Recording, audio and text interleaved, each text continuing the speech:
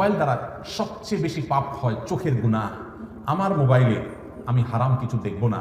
আমার ফেসবুকে যদি কোনো ফ্রেন্ডের, কোনো বন্ধুর লিস্টে থাকার কারণে খারাপ কিছু আসে, ওকে আনফ্রেন্ড করে দিব। কোনো পেজ থেকে খারাপ কিছু আসে, ওটাকে আনফলো করে দিব। কোনো নিউজ পোর্টাল থেকে বাজে কিছু আছে, ওটাকে ব্লক করে দিব। কোনো গ্রুপে থাকার কারণে খারাপ কিছু আসে, ওই গ্রুপ থেকে লিভ নিয়ে নিব। সোজা কথা, আমি হারাম থেকে বাঁচার জন্য চেষ্টা করবো। কারণ আল্লাহ বলেছেন, ওয়ালা তাকরাবুজ জিনা, জিনার কাছেও যেও না।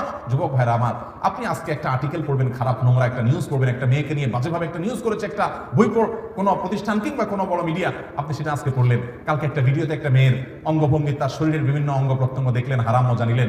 আপনি পরশু আরেকটা হয়তো ভিডিও ক্লিপ দেখলেন, অশ্লীল কিছু দেখলেন, আপনার মনটা অস্থির হবে। আপনি চোখের জেনা থেকে মনের জেনায় চলে যাবেন, আপনি অনেক জেনায় চলে যাবেন।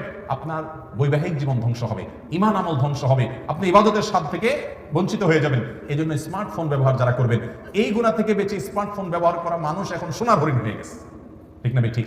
আমরা যতগুলো পয়েন্ট বলছি, মধ্যে সবচেয়ে গুরুত্বপূর্ণ হলো এই পয়েন্টটা।